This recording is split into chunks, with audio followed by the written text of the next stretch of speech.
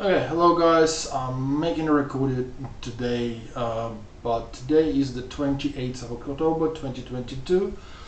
I'm gonna talk about the war in Ukraine, but today I'm gonna talk about a subject which probably gonna be boring for many people, but is nevertheless kind of important to people who know what they're talking about.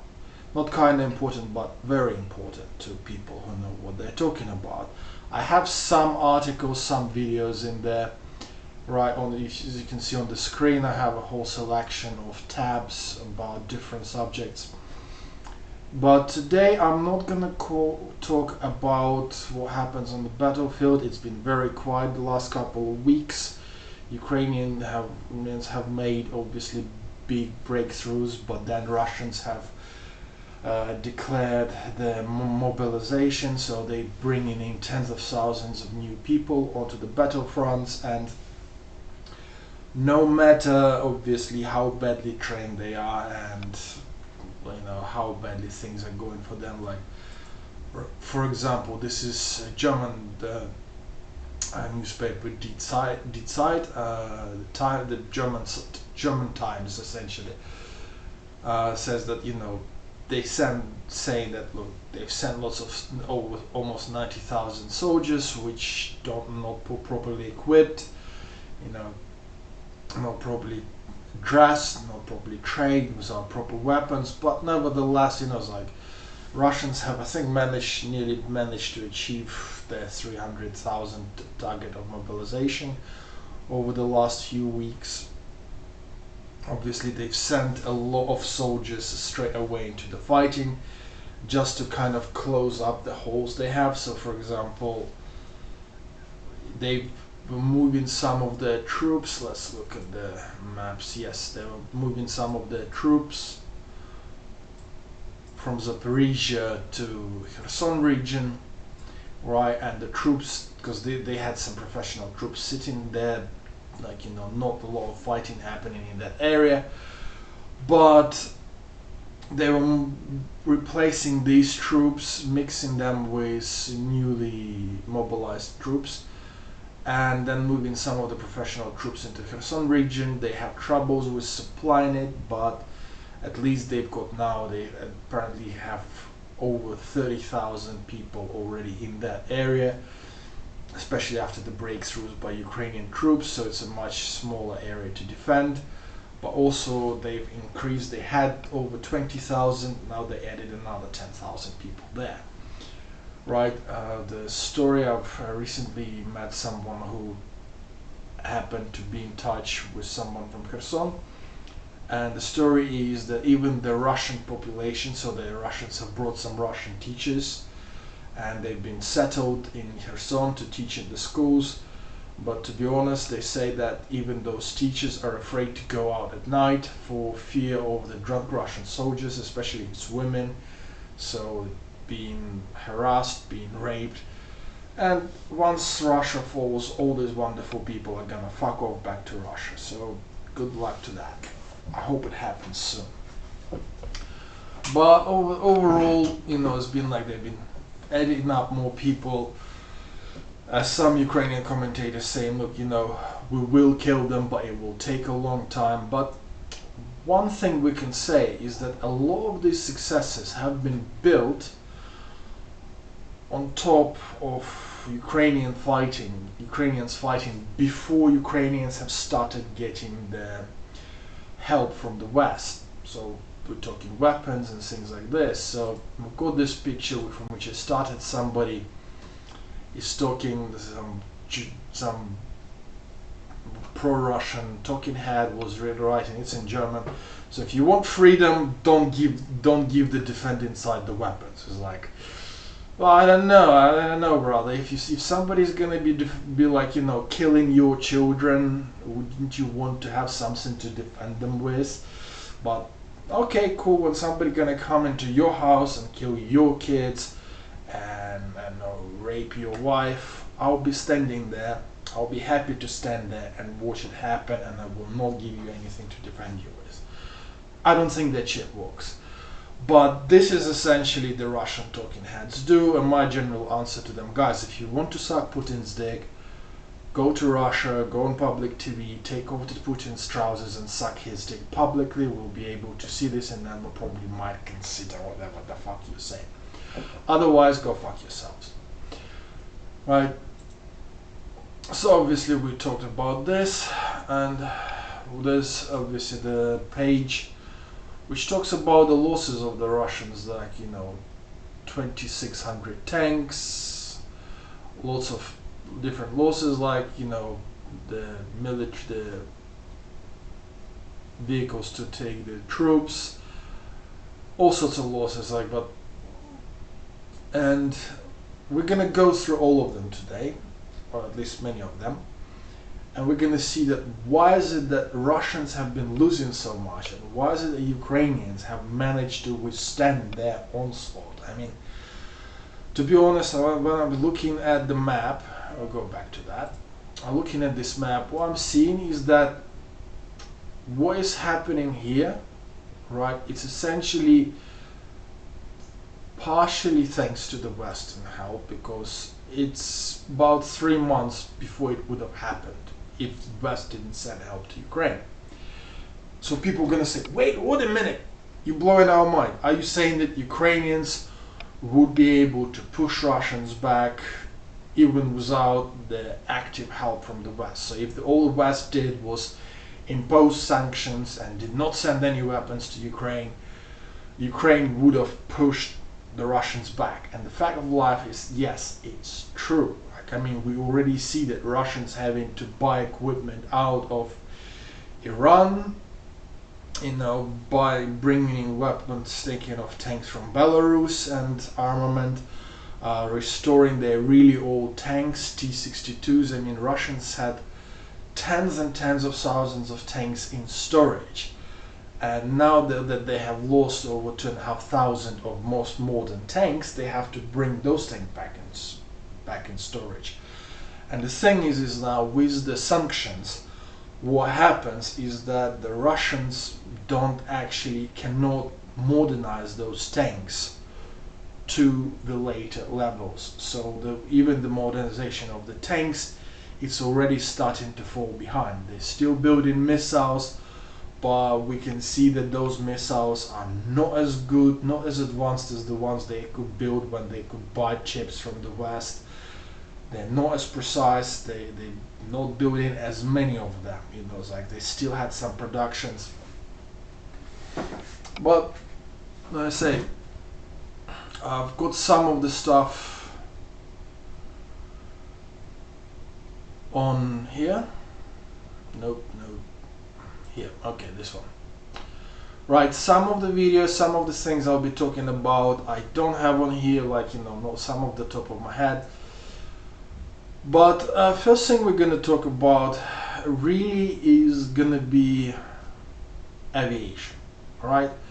It's going to be also economics we're going to cover, but I think at the moment the biggest plight of Ukrainians is to really, we have to cover down our sky. We have to protect against our sky, and obviously, yes, there's a lot of stuff done by Ukrainians. So for example, I was saying at some point of time that, look, Ukrainian airplanes, unless we're talking the latest Russian planes, but even the latest Russian planes were often falling victim to Ukrainian planes. And why was that? Well, there's a few articles I have on here, right? So many planes in Ukraine were being modernized. They were going to finish the modernization of all the planes by about 2025. So they're saying, look, we still got these planes. But here they write, here there's like Israeli company Orbit was offering some technologies to Ukrainian troops. One of here as well. So they're saying like Elbit Systems, this one.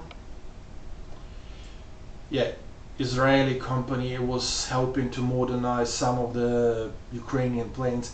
And those are the companies that are modernizing planes in Israel itself and other countries. So many Ukrainian planes were getting the latest technologies, and although like some of the things were not obviously as good as the latest Russian planes, but with the lack of technologies, because Russians cannot buy in any more Western parts to put in their planes and tanks, this essentially puts Ukrainians in the situation where they can actually compete more on the level. And also that means that the Russian planes are not as good, so that they cannot build the weapons. So which is the biggest problem for Ukrainian planes at the moment, is they are still often dependent on the old Soviet era weapons.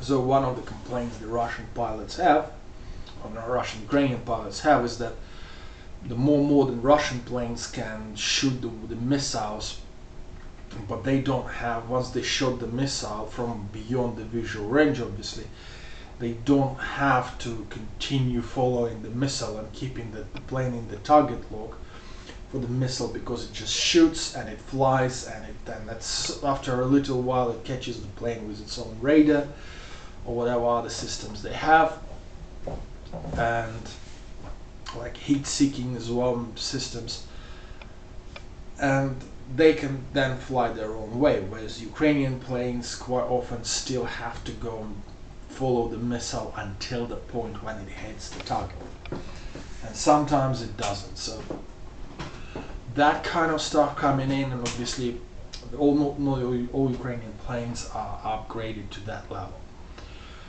right? But thing is, like, Ukrainians have a lot of, so I'm gonna take these off, right? So one of the planes Ukrainians were kind of saying is we need the support plane. So they, like for example, Warthog, they call it, the American planes, they're saying, hey, we would really like to have something like this. There's talks about F-16s, and to be honest, there were talks about F-16s, buying F-16s even before the Russian invasion. So they were actually looking at different planes, and they were saying, look, we can't afford F-35s, but the new F-16s, they actually were coming out like about half the price than F-35s. They're like, look, you know, for us, for our conflicts that we're gonna fight in, it's maybe not that bad. One of the planes that, but obviously to bring those planes in, this means that the pilots need to be trained, you know, it's a long time, you know, it's not something that can be brought in en masse, because obviously these planes need to be built, or some old planes need to be refurbished to make them usable again. And this is not a short story. Like, you know, no matter how much Ukrainians would go like, oh my God, we really need it right now to defend the skies, to help our troops, right? No matter what happens, it's actually like a long story. Like, to train a pilot on one of these planes, it's 6 months to a year, I think, at least, right? And it's expensive. Each flight on these planes, it costs something like $1,000 an hour or something like this, like probably more. And therein comes the problem, because obviously they need it now, and they need the planes that can, I think the biggest issue is they need the planes which are compatible with modern weapons, which can fly day-to-day missions, and quite often like hunting drones or like taking something out of the sky from a long range. So they don't, like Ukrainians actually don't need a hyperjets, but they need a walking horse. And one thing which has been discussed in Ukraine, this one. So they were looking at this. So this is a video from the 26th of February 2021. So it's a year before the invasion. And this is a Militarny channel. It's a Ukrainian channel. They have like, they bring in military experts and they're talking about different planes. And look, again, I'm not saying this is an official position. This is something I looked around, and I personally think it could be a very, very good idea. right? These planes are produced in Brazil, somewhere in South America. I'm not gonna say exactly uh, which country, because I say it's been a while since I watched this one, and I think it's not Brazil. I don't know, I'm not gonna be naming countries which I don't remember. But people who understand aviation, you can look it up. A29 Super Tucano, right? And they were saying, they were like going through the video and saying like, is it necessary to Ukraine? Well, at the moment, the problem Ukraine has is having enough pilots to fly planes. So even if Ukraine, even the West gives Ukraine 100 planes, Ukraine does not have the 100 prepared light pilots that can fly these planes and run missions on them. Number two, having the planes that can do, like I say, it's not hyper planes that needed this, just a workhorse that can do lots of small missions. And with the Ukrainian size, like, yes, Ukraine is a big country, is the biggest country in Europe after Russia. Like, it's probably like 1.5, 2 times the size of Germany. Like, but it's still not really hyper large country. So it's like, from a center of Ukraine, it's about 1,000 kilometers one way, like, you know, whatever, like, it's not like 1,000 kilometers, like. So it's not like super large. So something like this is a good one for Ukraine, because it answers the main question, is it's capable of using pretty much most of the weapons that are produced in the West for air-to-air and air-to-ground combat. So it can carry bombs, it can carry missiles, obviously to a certain weight and a certain size, but what it does is that it obviously increases the ability to fight in the beyond visual range, right? So once they capture the target, they go hard, should the missile get away. But what it also does, it makes the possible for the West to supply Ukraine with the weapons they already have in storage. Because one of the biggest problems Ukrainian military and the West facing now, especially in aviation, where they had to take Western missiles and then do like on the kind of airfield, do changes just to be able to shoot a missile. So they had to program the missile on the ground, then they had to adjust the plane so the plane can go where it's supposed to shoot from, and the missiles goes from there to wherever it's supposed to go. So it's a very, very tedious process, takes a lot of working hours, and it's not solving the problem of like being able to protect the skies, for example, from low flying drones. They're not hyper fast. This plane can go up to about 600 kilometers an hour, but it can fly as well on 200 kilometers an hour, which is something a jet cannot do. It's much cheaper to fly than a normal jet. This, and again, I'm not saying this, I'm a super clever person who knows that stuff. I'm a person who repeats the things that the Ukrainian experts have said. Okay? Right, and I'm just kind of extrapolating them to the modern. It can use obviously the Western ammunitions and missiles and bombs for air support missions, but it has another major plus, which many people kind of missing, and it's the part that there's plenty of people in Ukraine who are not professional military pilots but can fly these planes. I mean, I know that one of my uncles had his own air company, for example. They were flying small planes, and he had not one pilot, he had a few pilots, and they were flying essentially similar planes with similar kind of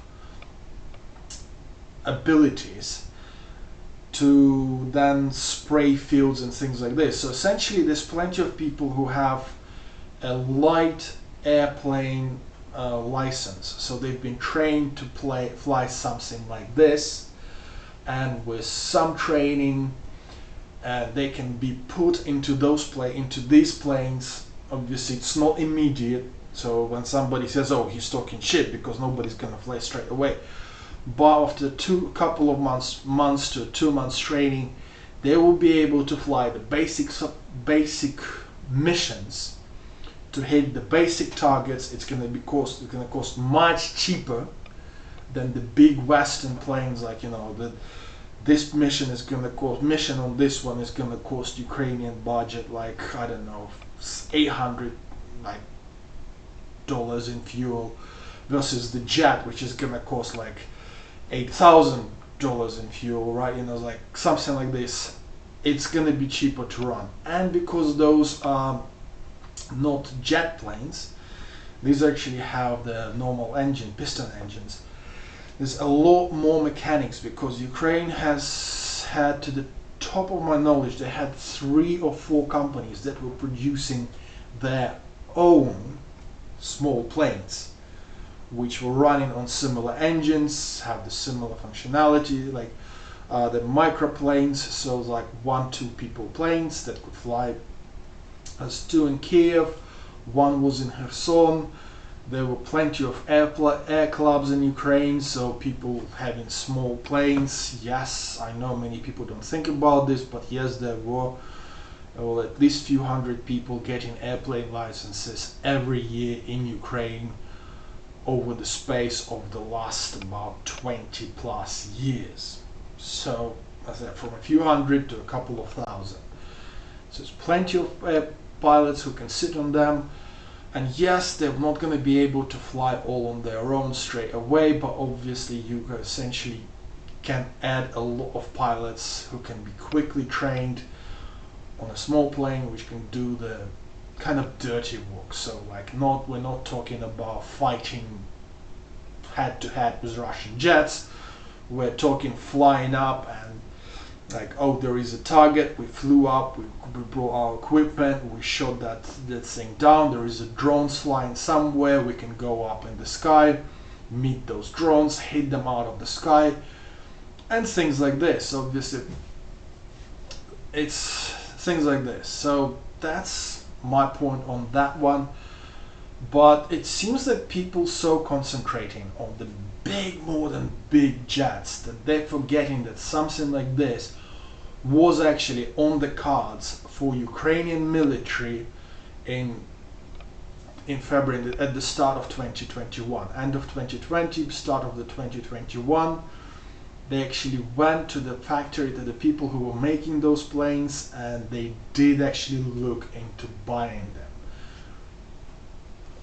It's maybe a point of contest, but it's something to consider about, right?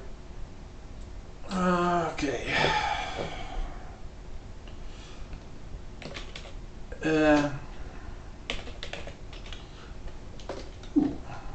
Let's put it in English. Air defense systems to Ukraine. So, right, the next thing is the air defense systems. So obviously I didn't put them up on here, so we're gonna have to look on Google. But so there's a number of air defense, Ukrainian air defense systems. Ukraine had been supplied a bunch of air defense systems which can work against the big airplanes, you know, against jets, against these big missiles. Like, Ukrainians were knocking them out. The problem is that Ukrainian had to Ukraine, yes. So Germany has started delivering an air defense system as well, but there was, yeah, so these are long range, but it's like often it was the smaller air defense systems that were lacking in Ukraine. So Gepard, okay, so yeah, there's a big air defense systems obviously being sent already to Ukraine, the Western. Ukraine had their own, but they're actually running out. Obviously, part of it was because in the 90s, when Ukraine had signed like a non-proliferation treaty, treaty to disarm itself, because the West and the Russians have actually promised that if Ukraine gets invaded, they will be protecting Ukraine. So Budapest Memorandum. Okay. Yeah, Budapest Memorandum. Right. If we look at this one, right, was, yeah,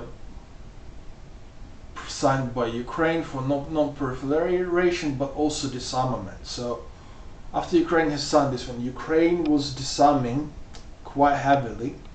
Ukraine has given up a lot of like old Russian missiles, so Su-300, all of those. Many of them went back to Russia. Essentially now it's the missiles that the Russians quite often shooting at Ukraine are the ones they took from Ukraine in the 1990s. And that was the issues that when Ukrainians have signed this, the Ukrainians have ran through Ukraine disarmament. Let's just look it up.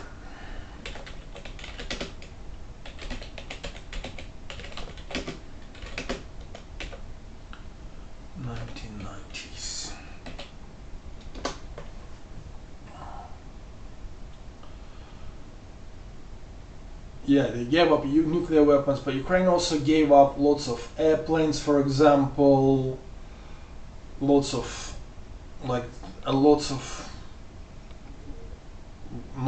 normal weapons, lots of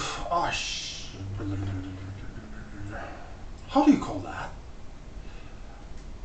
Right, shells and things that explode, basically. Damn, I lived in England for 20 years and I forgot how those are called. Yeah, but they basically, Ukraine has got lots of the person that was actually overseeing the disarmament of Ukraine. One of the people was everybody's famous Barack Obama. Actually, he was one of the people who went to Ukraine to see them blowing up ammunitions. Yeah, munitions and ammunition and stuff like this. So a lot of that went up in flames or was sent back to Russia, actually.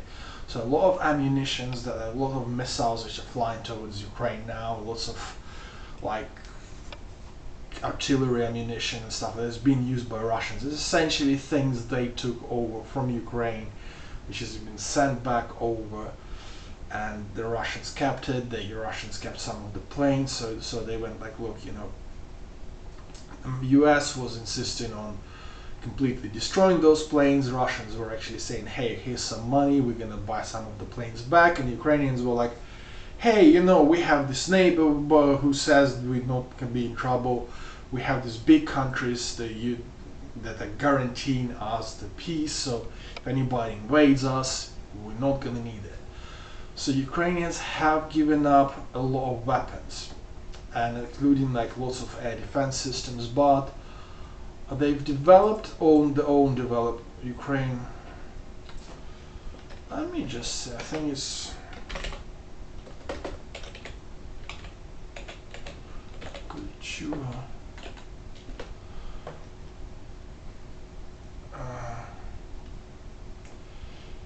Yeah, so for example, Ukrainians have developed their own systems for air defense. Sort of Kultura is one of the stations that could passively find airplanes and direct missiles. Some others as well. I'm not gonna say them all off the top of my head, but yeah, Ukrainians were making some new developments. Essentially, some of the Ukrainians' anti-air defense systems were used in Georgia.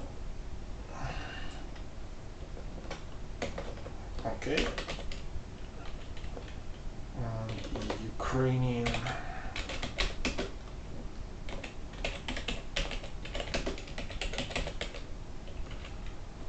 air defense systems used in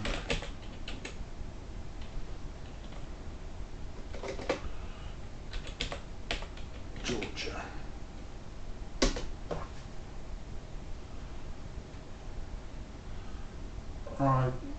yeah, long-range radars that was sent. Yeah, there you go. So you can look up. So Ukrainians were developing their own systems, right? So for example, right, and there's big articles. You can look them up if you're interested in that things. But there were some developments. Georgian missile grow ability to Russian force. Now they're getting ready to do it again. So yeah. So the part of a lot of Georgian air defenses were developed in Ukraine, right? So we had this development happening in Ukraine over the years. So although Ukrainians have given up the Russians lots of weapons, but the difference was that the Ukrainians weapon cells, like defense cells, because Russians were not really kind of getting as much weapon currency from the sale of their like tanks and stuff like this. But for Ukraine, these kind of technologies like defense technologies, air defense technologies and things like this, selling them to other countries, it was one of the ways to get more currency into the country, whereas Russians were just selling lots of oil. Ukrainians kind of maintained their weapons industry, right, to a certain degree, but it also meant that they were not really supplying as much of these to Ukrainian troops, right? And German, yeah, okay. But so for example, air defenses like this one, let's just allow Forbes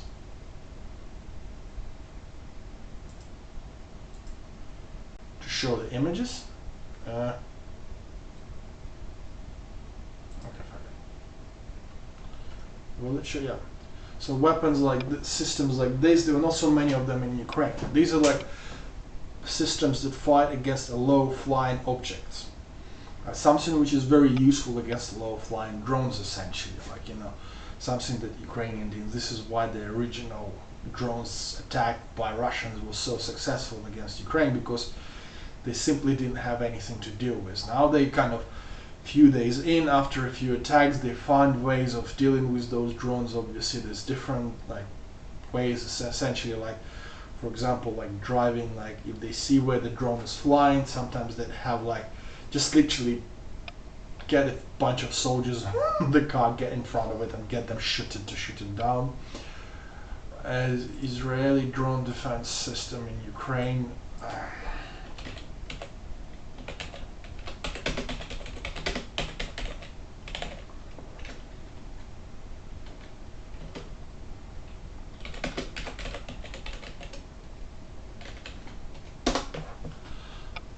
there was, yes, there's something like this.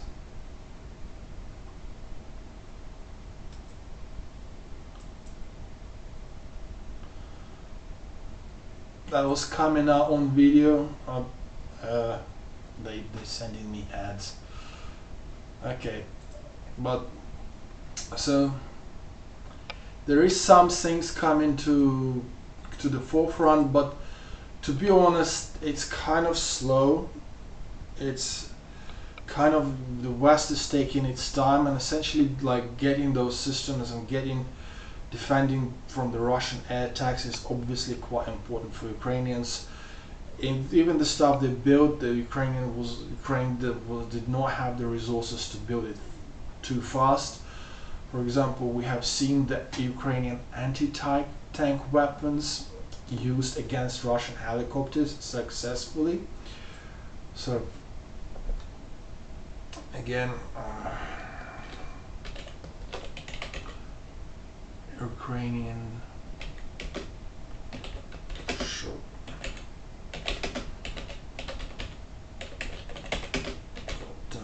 with Stugna B, right? Yeah. So here's the shot, like how Ukrainians will show you, yeah. Like it's a guided missile. which used usually against tanks, but has been used to knock down helicopters as well. So the West did send to Ukraine a lot of like anti-tank weapons, which did help. They were not used only against the tanks. Let's be honest about this. Some of these have been lost because the original few days, like when Russians have used the original attack, they did manage to capture some of those weapons.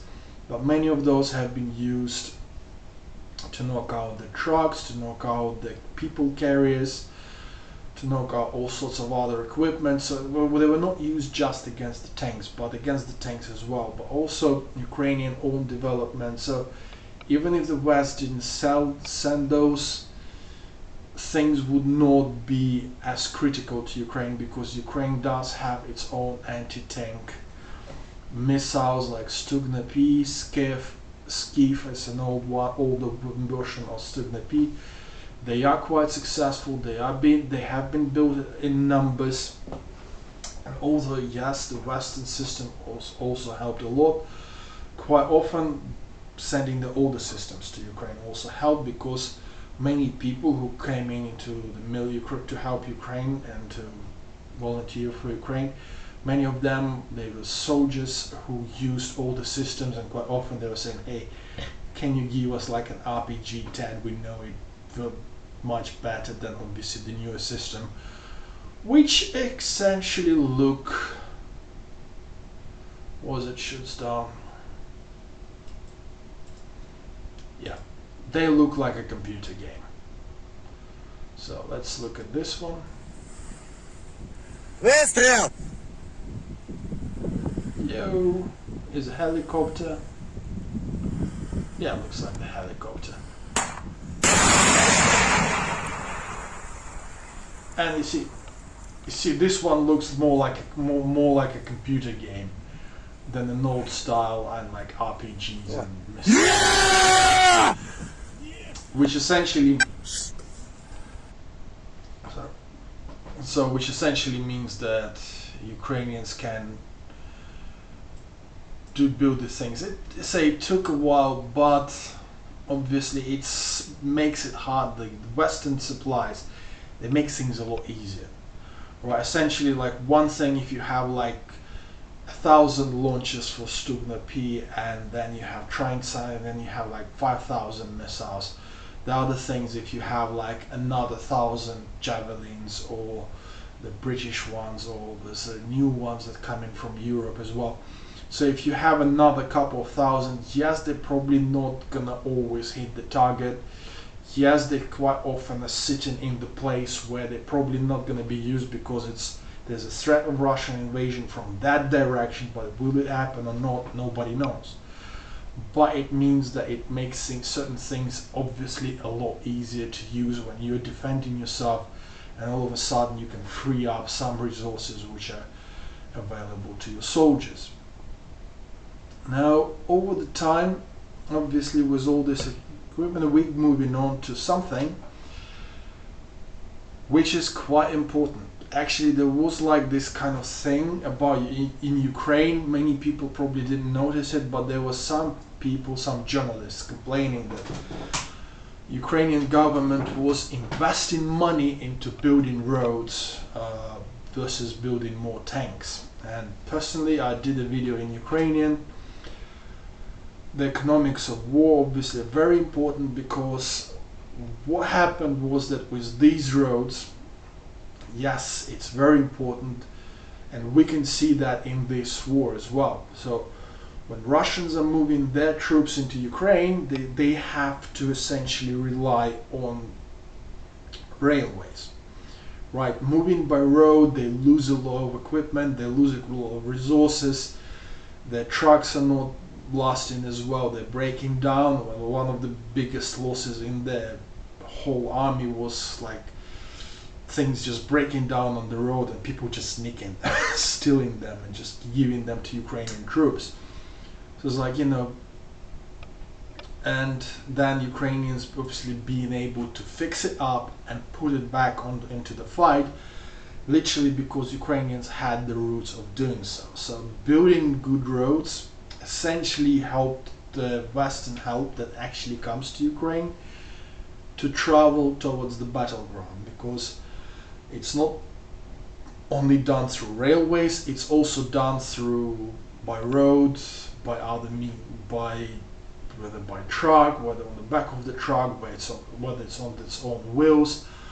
There was an interesting video I've seen.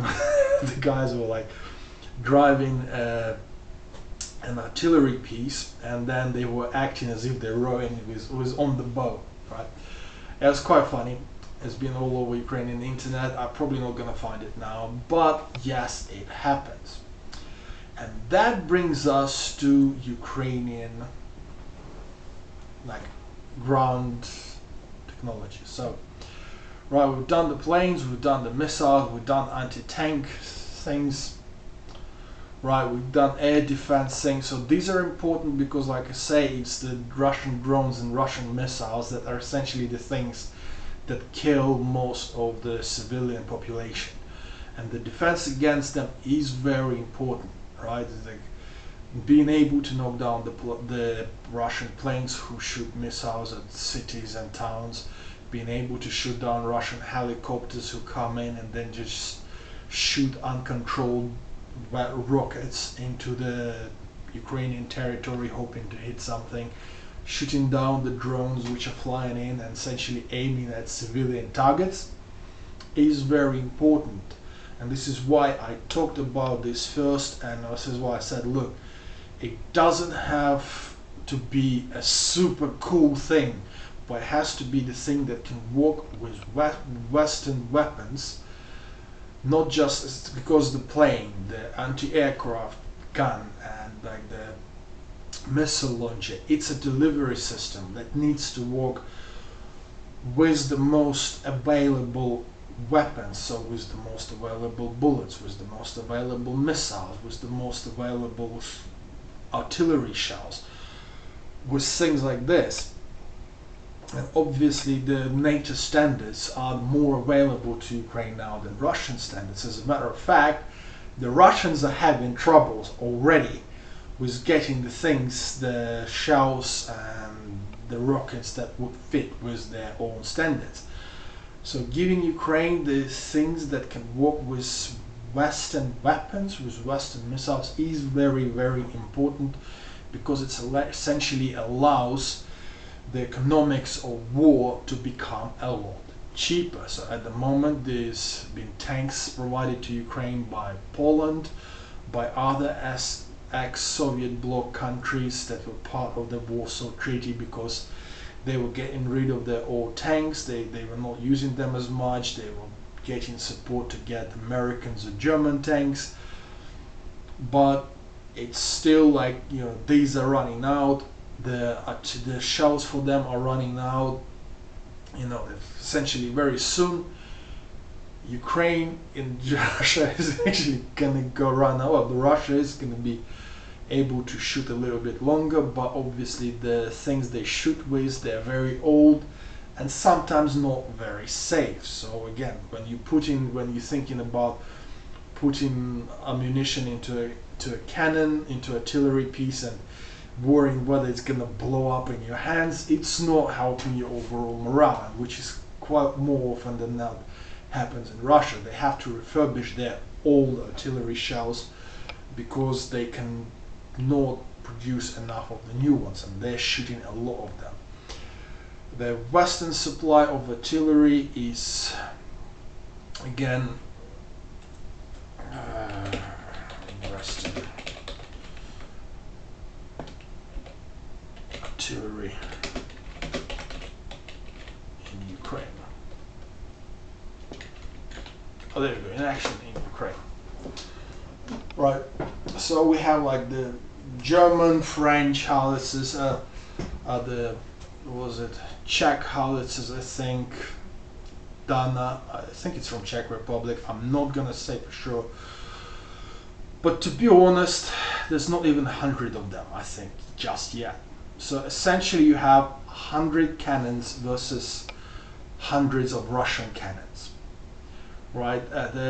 Quite often the problem becomes is that Ukrainians have to use the cannons, and because the NATO cannons are not made for such. They can shoot really fast, like they can say like do 10 shots in a minute. Yes, great, but they're not made to be shot to shoot more than 50 shots a day, right? They get worn out very much. They aimed at different type of warfare, and the problem with this is because Ukrainians don't have as much artillery, they have to use them above what they're essentially made for, and now they have problems where they have to send those artillery units back for the repair, literally because they are breaking down. They're not prepared to be used like this. This is what they've been. So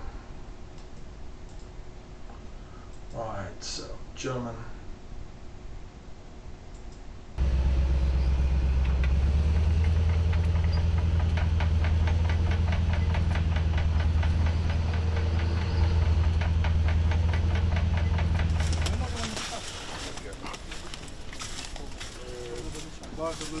Дозволяє зробити 3 постріли за 10 секунд. Це її максимальна швидкострільність, це дуже швидко. Максимально ефективна дальність ураження залежить від типу боєприпаса до 30 км. Ураження максимально ефективне. Якщо снаряд летить в ціль, то на місці, там де він прилетів, вже нічого не залишається. Живого, неживого, метал, плоть, немає різниці.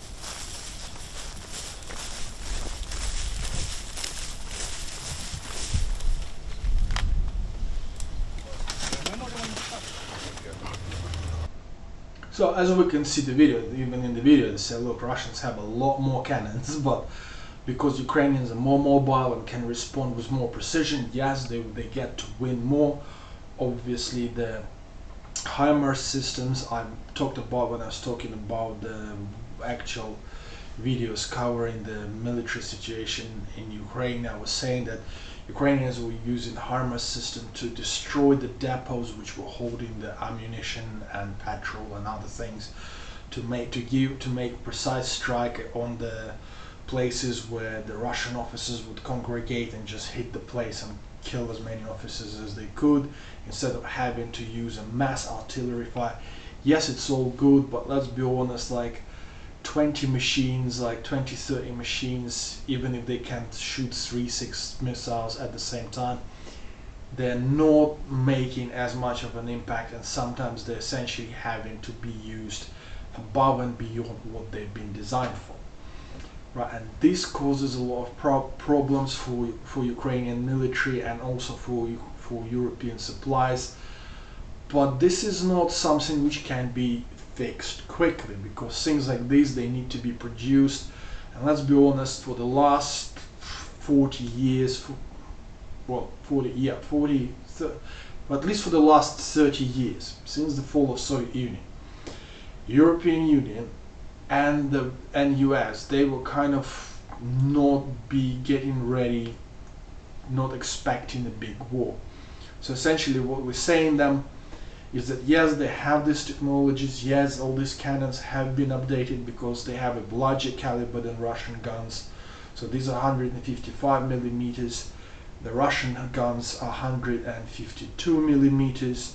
So these ones can have a larger set of powder, so they can send them the ammunition further.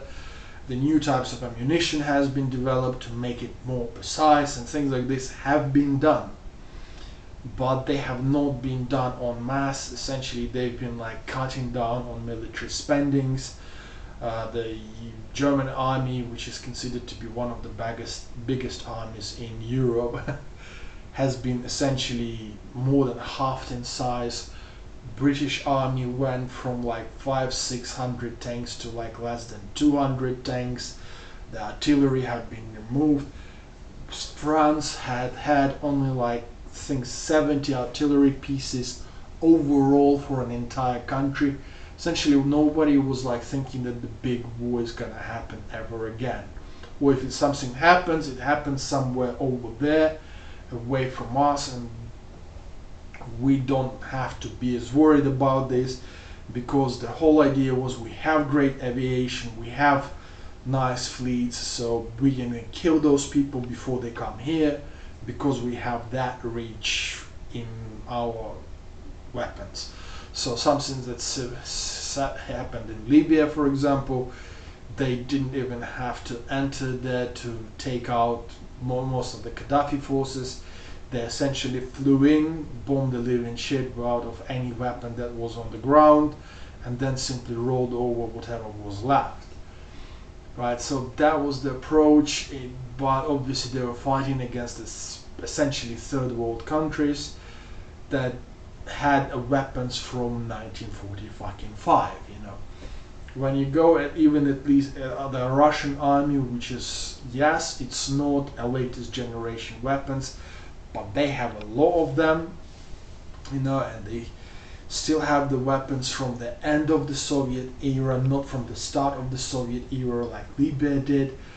You know, they still capable of producing a lot of shots. Like the Ukrainians say that for every shot that Ukrainian artillery does, Russians do 100.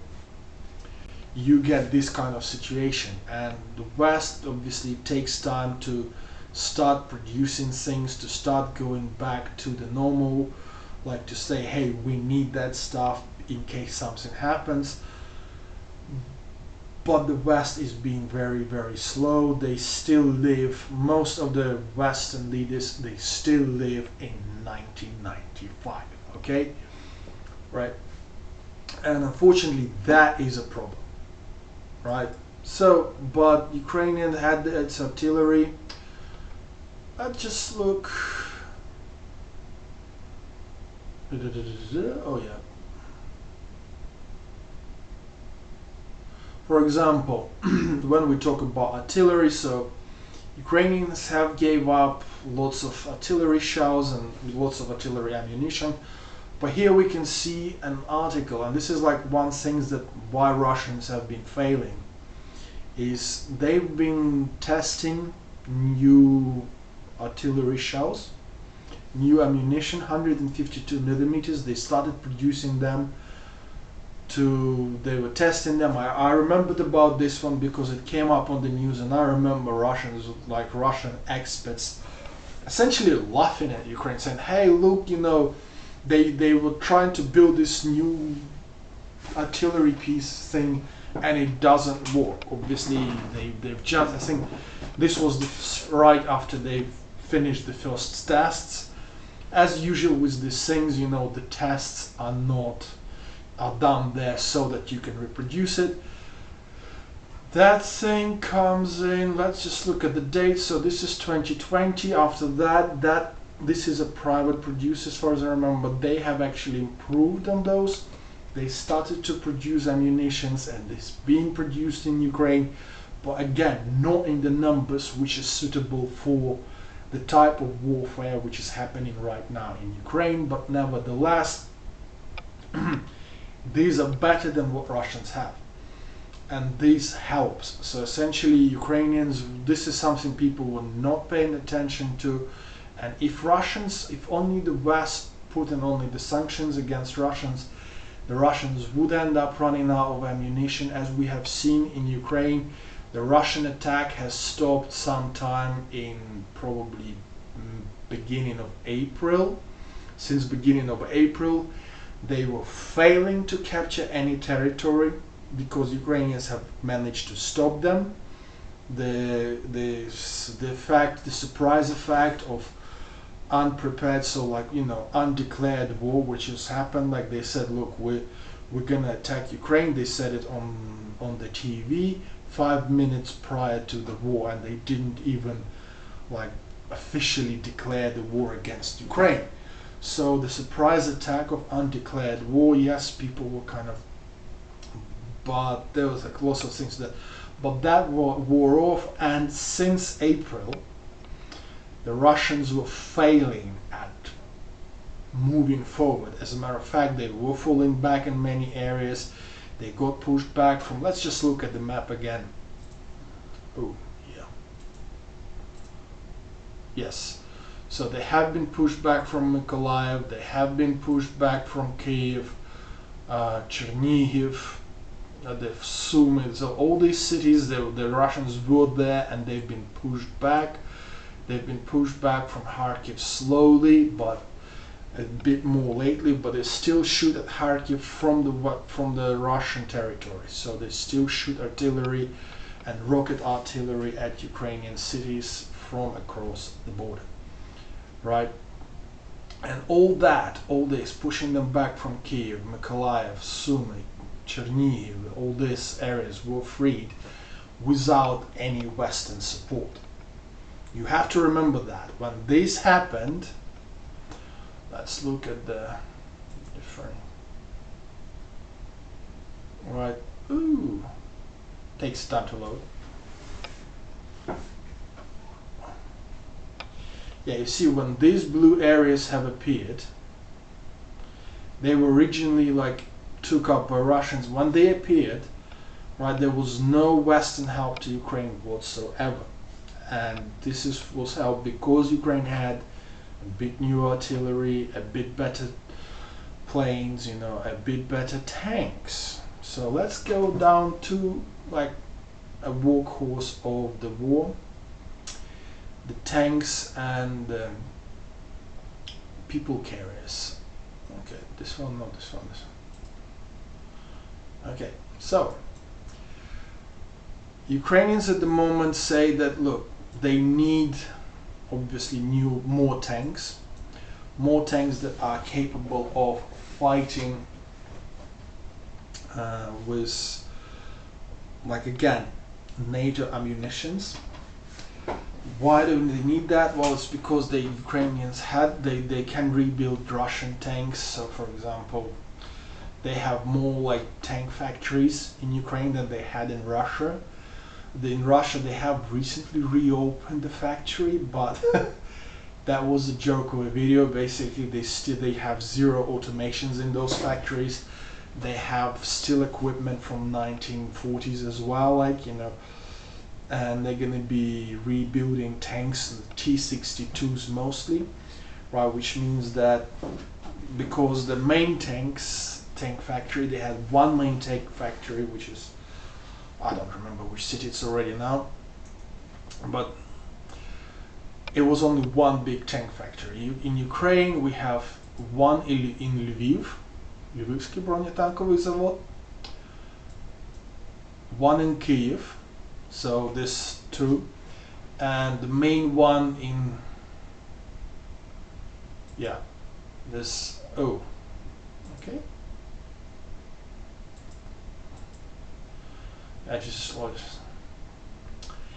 And one big factory in Kharkiv.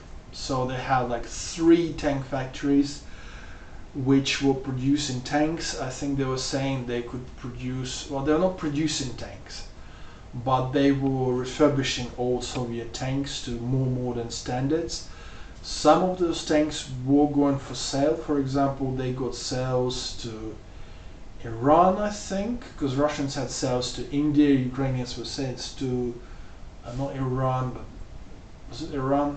Who India is saying? But up there, they were selling to Thailand, I believe, as well. Down in Asia, dozens of tanks. So these tanks were being developed, and the thing is that Ukrainian tanks, when they were built, they were actually getting better equipment than Russian tanks.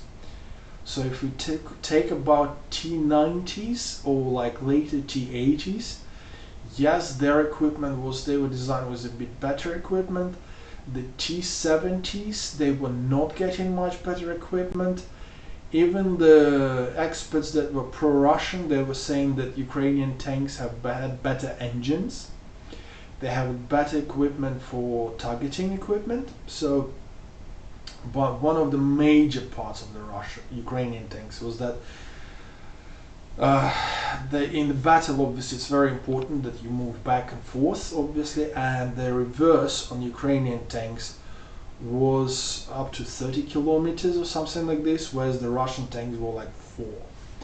And it's like, obviously, if you're in battle and you have to change position and you have to reverse somewhere or something like this, obviously your ability to move fast, they had better engine. Ukrainian tanks had at some point of time 1000 horsepower engines, something that Russians could never develop for the T14 Armata, right? They could never develop that, and Armata never had new cannons, so the Russians never managed to produce new cannons for their tanks.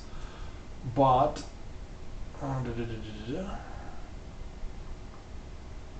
that is just no.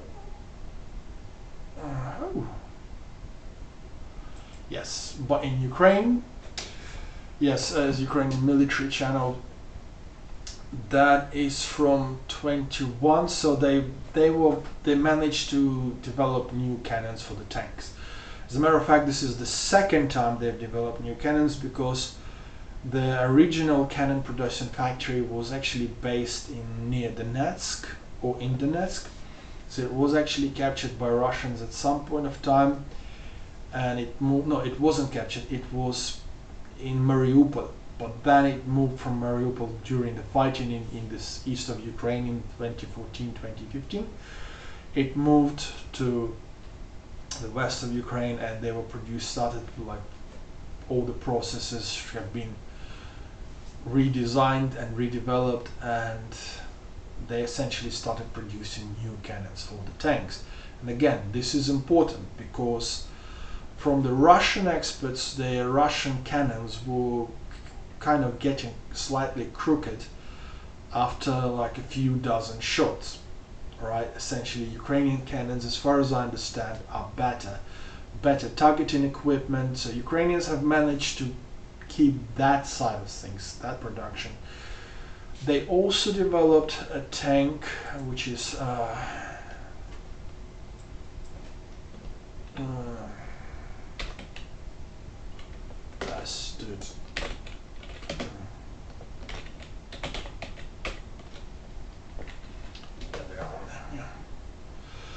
So that was a Ukrainian tank which was developed for NATO standards. It was developed to when they were trying to get to supply tanks to Turkey, right? It's a main battle tank. They didn't produce a lot of those because obviously this is the tank which was produced for NATO standards, and Ukrainians did not have the NATO standards in their own army at the time. They used different caliber ammunitions, completely different ammunitions, which meant that producing this tank would mean that it would not be usable in Ukraine, and removing to NATO standards at the time was considered to be a bit too expensive. It's coming to be a bit more expensive to Ukraine. Now again, we're looking at the point of the Ukrainians are running out of the ammunition, as nobody was expecting to have a complete bunch of nutcases right on their border. Right. But that tank has been developed but Ukrainians obviously used a lot of technologies which they used in this tank, which they used in a much better tank, because let's look at tanks. Alright, list of equipment.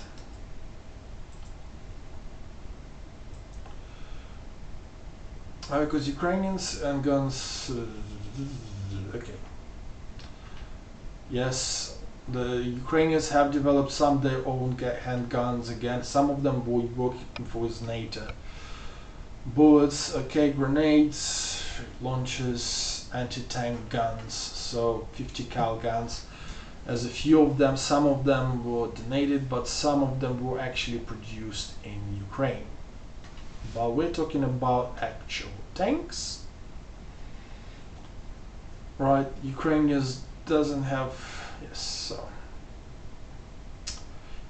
we have T-64 Bulat. I think that is the best kind of thing they had, but they didn't have many of them.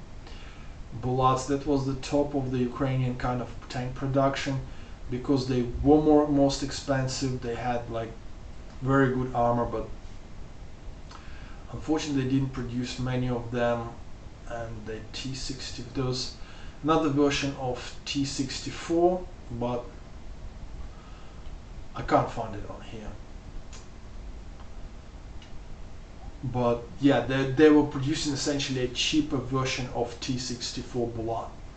A lot of those tanks, they have obviously armored personnel carriers, though many of those that are shown on here, they were actually captured from Russia. But when you look just at the Ukrainian ones, these were BTR-4 and BTR-3, if they have it on here.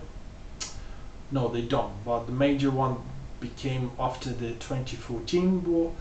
The BTR-4 became essentially the major workhorse in Ukraine.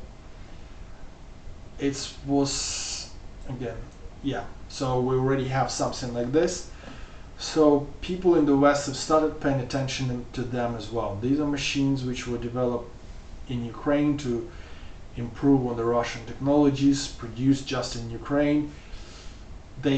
Because they were selling them to other countries, and like the feedback from other countries, for example, they had a problem with supplying those to Iraq, for example. They had a problem with the order, so many of those came back, and everybody were like, oh, it's a huge scandal, like, you know, Ukrainians didn't do it as well as they should have, and many people complained. But those came in handy during the original Russian invasion, and in the modern war there were cases when they were showing essentially these are very, very modern, and you essentially, when you use those particular ones, again, they are more like if you are playing a computer game in the way you control them. So it's, yeah, you can look this one up. Ukrainian homemade combat vehicle is better than you think. It's a task and purpose channel, and this guy, as far as I remember, he was like a military person. I don't remember whether he was running tanks or whether he was just like a marine or something like this, but he was saying like, hey, this thing is actually better than what you would expect it to be. And it is, because, for example, this cannon, it doesn't have a person in there. It's like radio, it's a remote controlled module, and essentially there's some videos if you look up on the internet, and he shows some of them here. Essentially, when you look and sitting inside, it's the same as you have like a controller like on a computer, and if you need to shoot something, you just press a button, rather than having to go through, like when they were showing the Russians like troop carriers and how they were equipped. The Ukrainians soldiers were going in as like, what the fuck, this stuff is like has not been upgraded from 1982, and that was the year I was born, right? And this is where Ukrainians came in and managed, this is why they managed to stand it up. So Ukrainian tanks were a bit better. There were not as many of them, but obviously if you're doing a defensive war, as a video, Ukrainian tank destroying Ukrainian tank.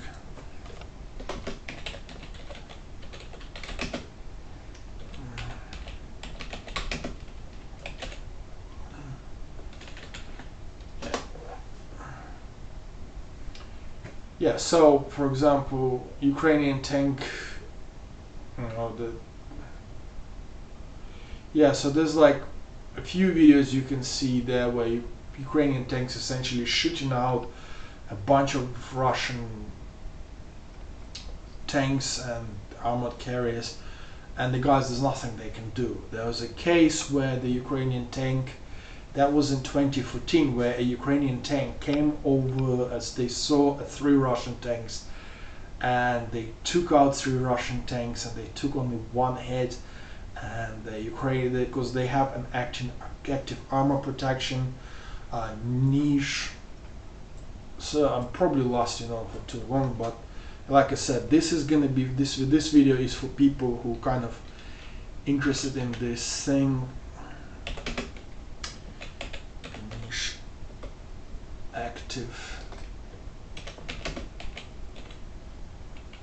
armor. Yes. Yeah. So explosive reactive armor.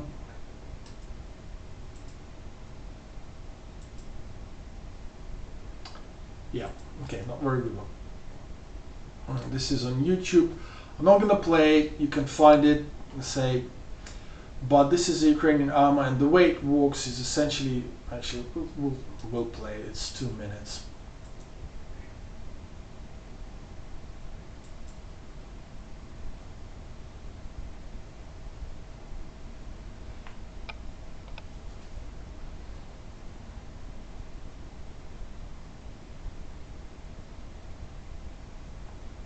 Okay.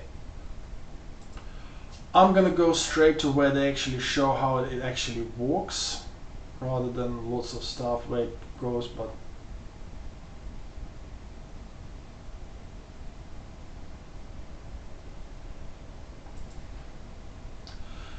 so it's not good, but it's gonna show, because I think this is all in Russian. I switched off the sound on this one, so I don't hear what they're saying, but it shows how it actually works.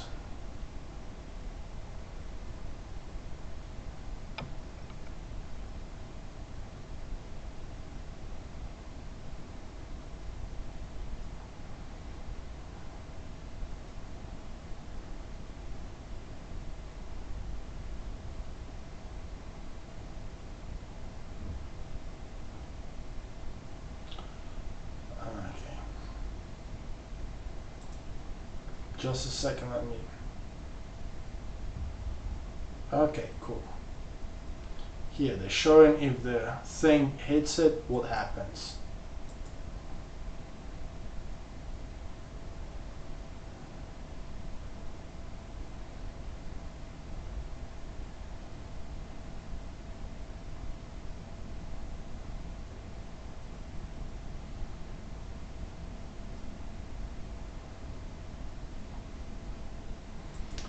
So yeah, essentially the way it's been designed, those who are interested, they can look a bit more, but this is the armor which has been used on Ukrainian, not just on Ukrainian tanks, but also like people carriers and other like armored machines where they can put that.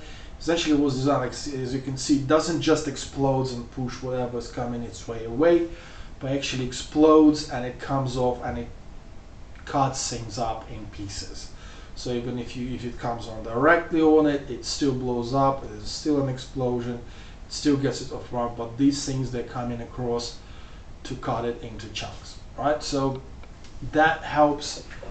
And there was a case where the Ukrainian tank came across Russian tanks, like I said, and took out 3 tanks, and they only took, I think, 1 hit, and it didn't come through, while they were destroying all 3 tanks completely.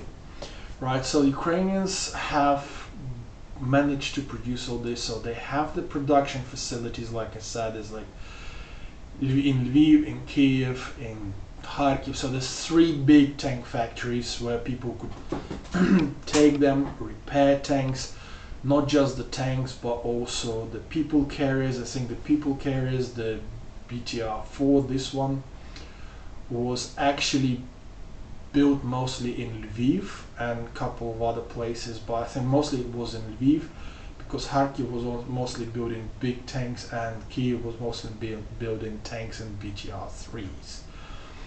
Right, but it's not just that.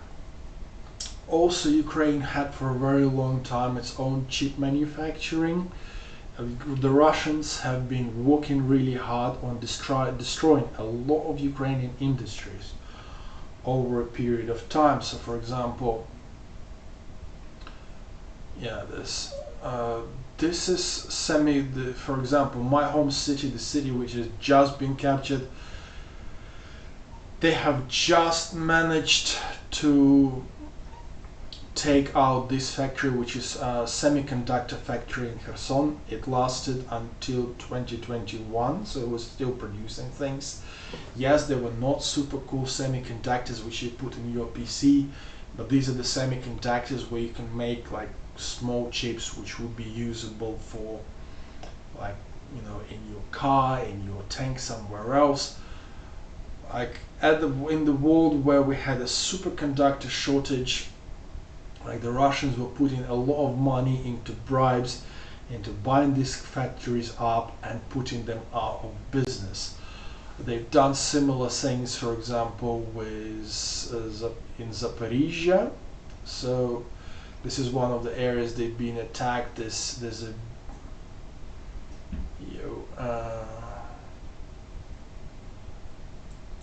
there's in Drahovich again. There's a factory which is producing. It used to be producing semiconductors, but again has been bought up and destroyed by pro-Russian troops. So what? Was it? This one is. These are the guys. For example, semiconductor factory. Doesn't say, but I think it's. But these are the guys who were kind of close to the Yanukovych, which was a pro-Russian president. They had close business ties with Russia. Essentially, these people were getting money from having deals with Russia, or getting money from Russians to buy up those factories and essentially put them out of business. Like there's a bunch of factories. Some of those managed to fight them off, but obviously there was a lot of effort put in to take those places out. There's a production of semiconductors. One of the things, for example, in Odessa, they're still producing. There's some gas which you need during the process of production of microchips and semiconductors. Well, guess what? 50% of that gas is actually still being produced near Odessa in Ukraine. So, like, you having a problem with your semiconductors now, think what happens if Russians bomb that shit out of existence. There's been, like, for example, we have this guy, Dmitry Fitrash, closely connected guy to Russian gas kind of supply, Gazprom, closely connected to Russian intelligence services. He bought up a few factories which are completely like the Kharkiv semiconductor factory. No, not Kharkiv, Zaporizhia semiconductor factory. So Zaporizhia is this city here. Okay, let's go. Right, this is the place. It had a lot of industries. It was one of the industrial centers in Ukraine. So the semiconductor factory here has been owned by this pro-Russian guy, has been completely taken out of business. There's been a few factories, a few businesses which were satellite businesses to that factory which are in trouble now. It still has some of the most unique equipment in Europe when it comes to semiconductors. And just before the war, there was a talk about some German companies and Ukrainian companies getting, but because this guy Fitrash is actually, he's at the moment under arrest in Austria, and the guys in Austria, they don't even know where to send him first, because he's been like wanted in a number of countries: US, Spain, Ukraine, I think probably Germany as well. So he's wanted in a number of countries, and they all want him to extradite it there. And the guys in Austria, they took his passports. He's like, and slowly whatever he's been doing is being kind of moved on to other people. But he has managed to destroy a number of very viable businesses around Ukraine, literally because he's been given opportunities to make a few millions to a billion to a couple of billions by selling Russian. Essentially, Russians were selling him gas on a cheaper price, and he could resell it at the market rate. And this is how they've been paying him to do their bidding. Unfortunately, in Ukraine, there were plenty of people like this. Recently, there has been an arrest of a guy who was running a helicopter engine factory. Right, Ukraine does not have its own helicopter industry as such, but they were producing a lot of helicopter engines, especially the engines which were used in many Russian helicopters. One of the guy who was running that factory was had close ties to the Russians, had been recently arrested. Um, I don't remember his name, but it's been like on the news where they finally got proof. Not they had the proof, but he finally found the proof that he has been working with the Russians, openly knowing that the Russians are gonna attack, and they will. I've seen his people showing the recording of his conversation with his Russian counterpart, where he was saying, "Look, guys, as soon as you come to I don't remember where they are, but as soon as you come to us, we'll be happy to see you, and we'll have a few engines sitting on the side so that you can pick them up and put them straight into your helicopters. And these engines we're gonna send to you via the means of, like a circle sail. So essentially they'll be, because the Ukrainian enterprises from military kind of area were forbidden to work directly with the Russians, hence the changes to Ukrainian Air Force, because they had to modernize the planes and start producing things because they couldn't buy directly from Russia. Hence the Ukrainian Antonov plant having to postpone the production of some airplanes and having to redevelop planes from scratch. Because they had to remove the Russian production parts from their design, and obviously this led to having to redesign a lot of systems in the Antonov planes and moving to the Western producers.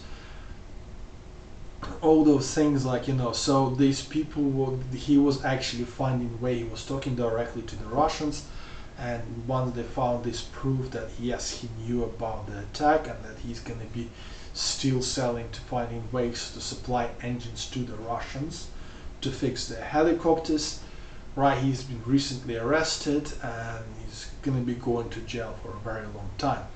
But obviously many people who grew up in their business, of course now these guys in their 60s, 70s, but they, unlike for example someone like me who was born in the USSR, yes, in 1982, and I would probably still say, look, there were some good things, some bad things, but we all understand that we're not going back to USSR. We all understand that Russia is not a friend to many people. It's not a friend to its own people. They have destroyed their own industries next to zero. A lot of industries they have now, it's been stolen from Ukraine. Like for example, a lot of their train building industries comes from the steel and train building factories from the east of Ukraine, right? Some of this stuff comes off. There was still a lot of people from that era which were like, yeah, we really want to join Russia, because they were getting bribes by Russian personnel, by Russian intelligence, not directly obviously to their bank account, but they were. Right? But Ukraine has managed to keep a lot of its industries. I think I've covered most of them, and to conclude, so like I say, it's probably not going to be the video. If you've got to this, I applaud to you, because obviously I'm not the best YouTuber, but Ukraine has managed to keep a lot of industries, even if though as they were not the most up to date, they were not producing like the artillery points like they do in the West. They still have to manage to keep a lot of industries alive. Like I said, I mentioned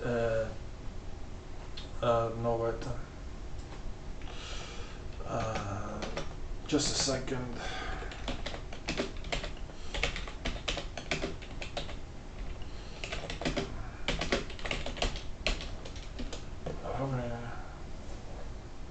Yeah, this is so they're saying we're gonna open new factories to repair tanks. This is Ural-Vagonza. This is the Russian tanks, so they don't have them, right? This is Ural-Vagonza. This one was the only one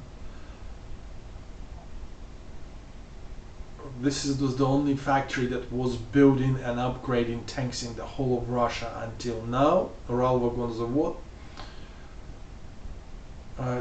But they are saying that, well, we're actually gonna build new factories to build and repair tanks. There's a one which is recently reopened. I know that because I've seen it in Russian YouTube topics, and the Russian YouTubers were laughing at it. They were saying like, look, you know, this factory is a complete fucking joke.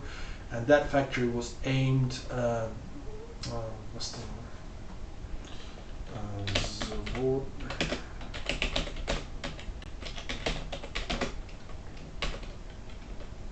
And the factory that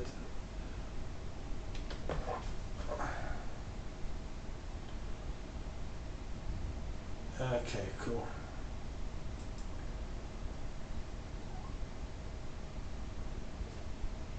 Yeah, okay. So sure. So they all talking why they, but there was one where they have actual the factory that was supposed to restore this hundreds and hundreds of T-62s. So they say, hey, you know, we're gonna restore 800 tanks. Some of them will be T-62s. We don't know what yet it's gonna be, right? But they're modernizing T-62s essentially because even though they have T-72s, many of them have not been stored properly, and there's not many factories that can actually restore them and modernize them properly. They still need more and more tanks because, like we say, they've lost over 2,500 modern tanks in Ukraine. Many, like say, 2,631 tanks lost. Few hundred of those ended up for Ukrainian troops. Many of those got blown up by Ukrainian artillery. But obviously they still need more tanks. And many of those tanks, they not gonna have the most latest night vision or something like this. It's just gonna be something where it's just gonna have just going to be used and en masse. So essentially they'd be like getting people, they mobilize people who have been serving in the army, who are like over 40 years old, 50 years old. Many of them have trained on T-62s or something like this. They putting them into a modern tank with all the modern equipment is not going to be like something they can quickly relearn to use. So having some older tanks which they can give to this new mobilized troops, but they don't have anywhere to build them because they essentially destroyed their infrastructure, their industries. A lot of them, like many of those factories, they are so far from the battlegrounds that they simply do not have an opportunity to drive them back and fix them. This is something that Ukraine does have an opportunity to take the tanks, and like, well, this is what I was saying about Ukrainian building roads sometimes over tanks, is because right now any tank which is being, when you have to repair a tank, obviously you have a team which is can repair a tank near the battlefield if the damage is not too great. If there's a bit greater damage, sometimes you might have a team, a centralized team which has better tools, which can travel from place to place fixing the tanks up. But sometimes you need the tanks to take tanks back to the factories and have them repaired on the factories, which is what we were saying, the importance of having those roads. Russians don't have that. If they have to have big repairs, they have to go to all the way to Uralvagonzavod. It's miles and miles away on the railways. Let's look at the map. Yeah.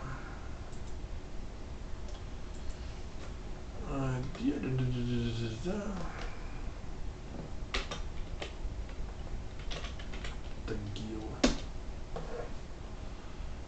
Nижний Tagil. We can look at the map.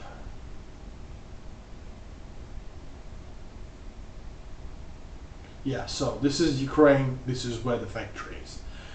It's a long way off. It's a couple of thousand kilometers across the map, which means that, you know, they don't have an opportunity to repair their tanks as quickly. So a lot of losses, lots of traveling time, lots of lost equipment in that. Ukrainians have more opportunities to fix their tanks and bring them back to tanks, the cars. There's a lot of repair shops which are available. Like I say, I know somebody who does the repairs. I think I've got the details so that people can send money to them for repairing of the equipment. So cars, trucks, whatever needs to be repaired, they all do that. Right, this is what we're talking about, economics and industries which have not been kept around Russia. There's not many industries who can build things from scratch. As a matter of fact, there was a video somewhere saying that they had to stop the production of the tanks and renewal of the tanks in the factory. In this Uralvagon Zavod, literally because they could not produce the right parts, so they had to slow down or stop the production. Same thing happens with the rockets as well. They still produce them, they still manage to get chips from like China or from, like, not directly, obviously. They have to buy them under the carpet, illegally.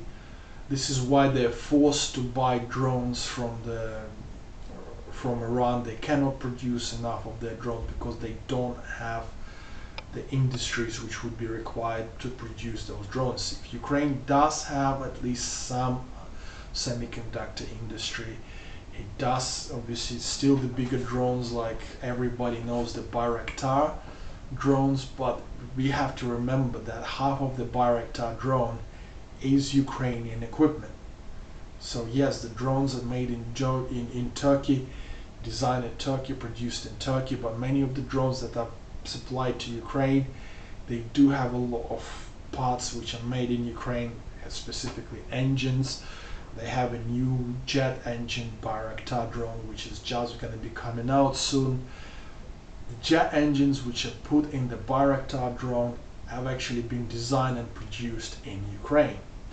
And things like this, which is things that Russian industry is completely losing, and they're losing the skills, they're losing the people who can do this, they're losing the equipment that can do this. But the West being so slow with supplying Ukraine with weapons means that, again, we're saying that yes, we all understand that people need to be trained to drive a new tank, the German tanks, for example. People have to get in them and they have to spend at least a few weeks to months to do that. Unfortunately, the West, the Germany is being slow to just give the permission even to the countries who are willing to provide Ukraine with those tanks. Germany is being slow to give them permission to send those tanks to Ukraine. Obviously, if we take American tanks, again, it's very, very, very long time, and it's still requires training, and it's not easy to bring as many tanks as Ukraine needs. And I don't know what's happening there, but I think they're building some new equipment from Ukraine. Interesting story. Let's look it up at the end. I know I've been going on for quite a while. This is a long one. New US tank. So yeah, US have released a new tank just recently, and it's interesting, but it has a new system of being for the crew members to be able to look at 360 degrees. It's used with Microsoft thingy, kind of not virtual reality, augmented reality glasses. And it's been designed and developed in Ukraine. It was became known in Ukraine. Okay,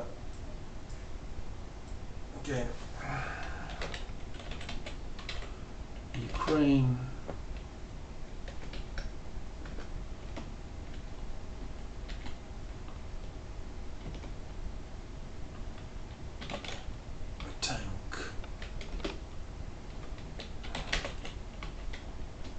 I don't know if I can find it.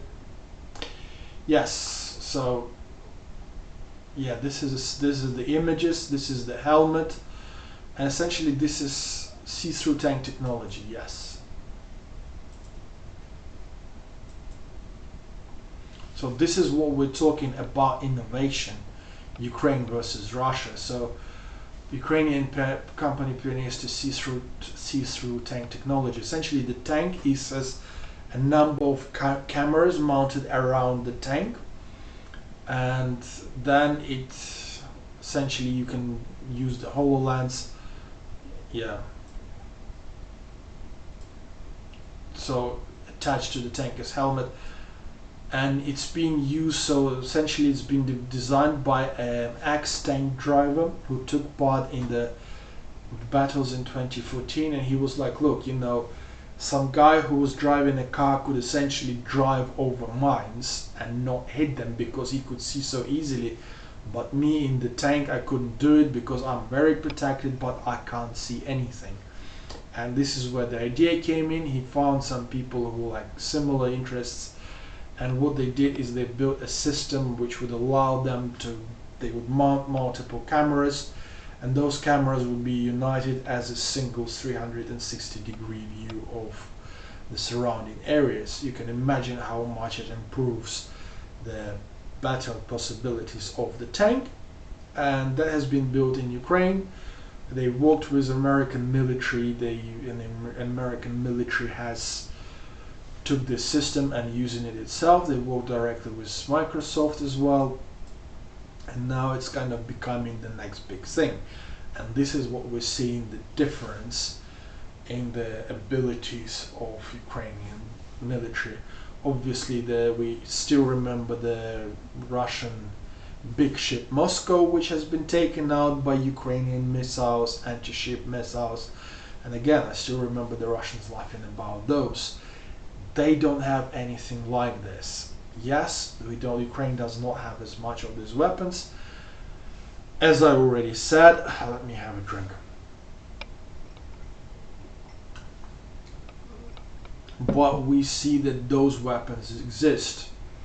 They also promise us, we just recently from the news, they said, look, by the next year there will be quite a few new interesting things in the drone technologies that are coming out from the Ukrainian enterprises. There's going to be a few more interesting things that will be for Ukrainian tanks and artillery pieces that's going to be coming out. So we're looking forward to some use from the Ukrainian industries, which have managed to survive the Russian input into their development. But more and more, I say, more and more things are kind of being built and being fixed up during this war, which the West is simply cannot compete with at the moment. But obviously, like we were talking about aviation at the start of this video, and as we're talking about anything else, like, you know, obviously having the numbers of things, like when we were talking about artillery, like, you know, if you have only 60 artillery pieces versus 1,000 artillery pieces, doesn't matter like how good your artillery pieces are, the 1,000 artillery pieces are gonna like sooner or later take you out. Same thing happens here. Like, yes, Ukrainian has the technology, yes, they have managed to withhold the Russians, make them waste their resources, waste their best trained people, or waste the ammunition, but it would still take Ukraine without the help from the West. And look, guys, if you open up my YouTube channel, if you lost it till here, I'm gonna talk about a video I have done at the very start of the war, where I said, look guys, Ukraine will win the war. This is all I'm talking about here, is just giving them economical and kind of the grounding, why I thought that the technological grounding for why Ukraine is going to win the war.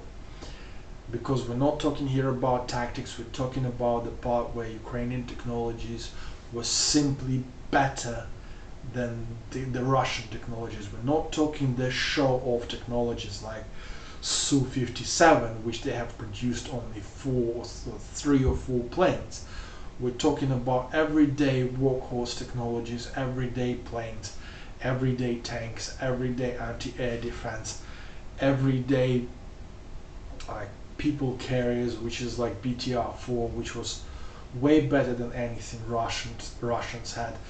They did not have as many of them, but they would either use them wisely, and they were just that much better, right? And over in the long run, obviously there was a clever use, with the Russians quickly running out of their best equipment.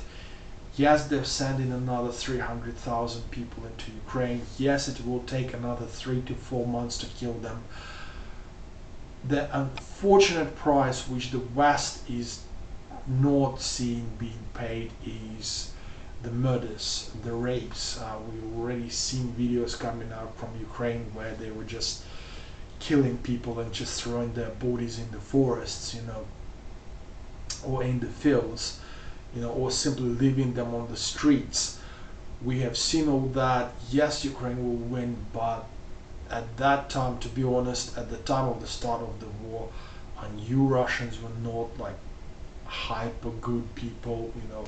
I knew the quality of their soldiers, but to be honest, what has come out of Ukraine over these few months, it's like essentially, if you imagine the rabid animals, like a dog which has got rabies, right? So it's gone crazy and attacks everyone. Like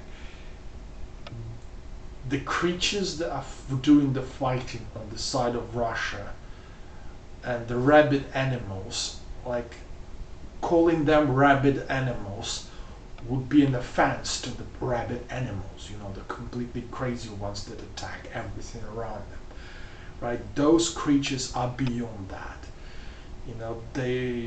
Some people in Ukraine calling them horde, towards the Mongolian horde, obviously, which ravaged Ukraine during history, like thousands of years ago. But I'm saying, hey, the horde had its points and reasons. There were things in there which they were like, these people have nothing to do with the horde. These are just crazy motherfuckers that should be put down, or at the very least thrown out of Ukraine and be left in Russia. I mean, I'm more than happy so that they take these hundreds of thousands of soldiers that have been wounded in Ukraine, who went through the shit they went through, and just put them back to Russia and close the fucking door behind them, right? But the West, not, let's say, what I pointed out there, the West is dragging its balls over the sandpaper, which is the last video I've made,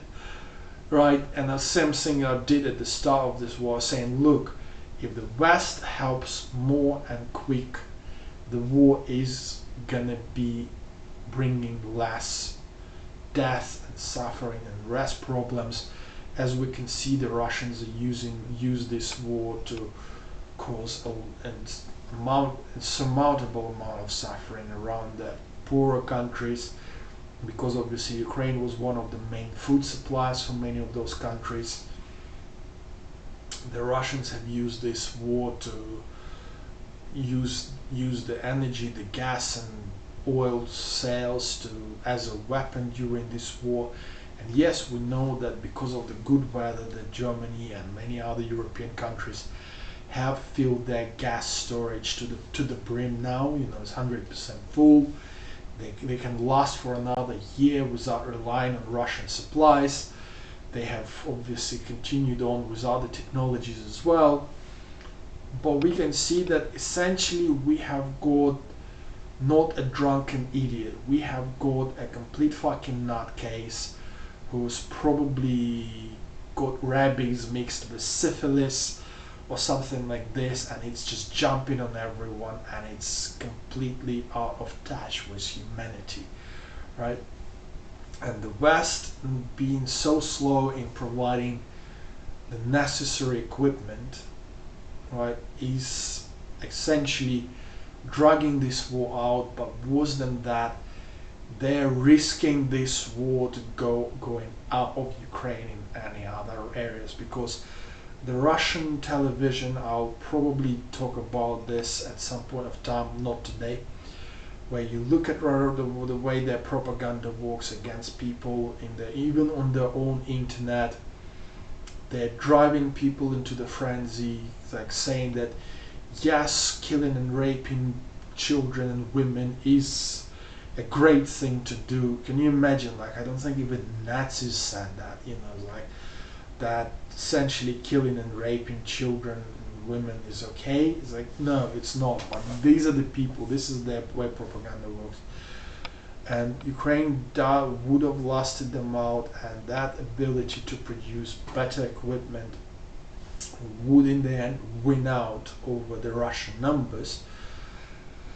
But what they have is the frenzy now where if Ukraine is not helped out so fast, if the West does not, if people don't find ways, like for example, what I pointed, like providing those planes, like that can use NATO web missiles and bombs, so that they can be used rather than looking out for the Russian, like ex-Soviet equipment, things like this, pushing them up back as fast as possible, getting rid of the Russian plague as such, getting rid of them as fast as possible is the key element.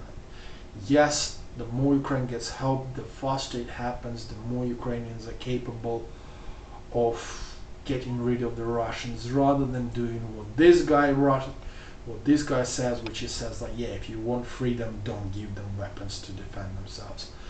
Don't do this. Do completely opposite, right? Supply Ukraine with weapons, get acting on building up your own arsenals, and start producing things, start making things. To be honest, it's good for Europe because it gives European jobs. It increases not just European but Western jobs overall. It gives people an opportunity to start building new things, inventing new things, and many of those things could be used in everyday peaceful life. I know many people who say, oh yeah, investing into weapons is bad, but we still know that how much of the technologies we have been funded by the weapons have been moved into our everyday life. And let's just say, I personally hope that we're gonna continue building weapons which we will never have to shoot.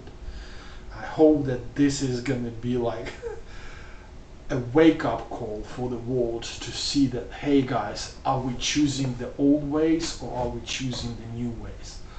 Are we choosing to continue being like people who were before us, or are we choosing to connect, to unite and work together against the crazy guys?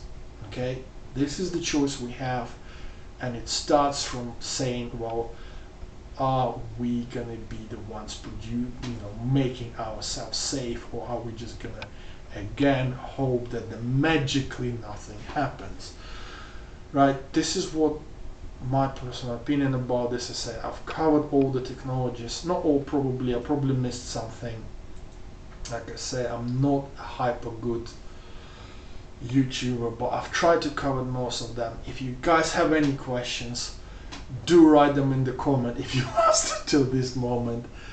If you like me going over some equipment, or if you're interested in some other questions, do put them on. If you like, put a like, or you put a share. Thank you very much.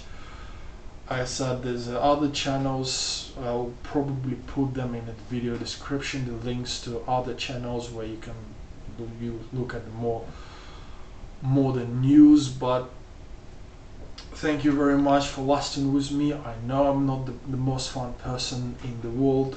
I know this is a long video. I know that most of the people are used to like 10-minute format, and I could probably do it, but I do 10 minutes for planes, 10 minutes for that, but I'm sorry, I'm not really, as I have other things to kind of do in my life, to move on in my life, to make other things possible. I'm not making any money from this, but I will be grateful for any kind of support sharing.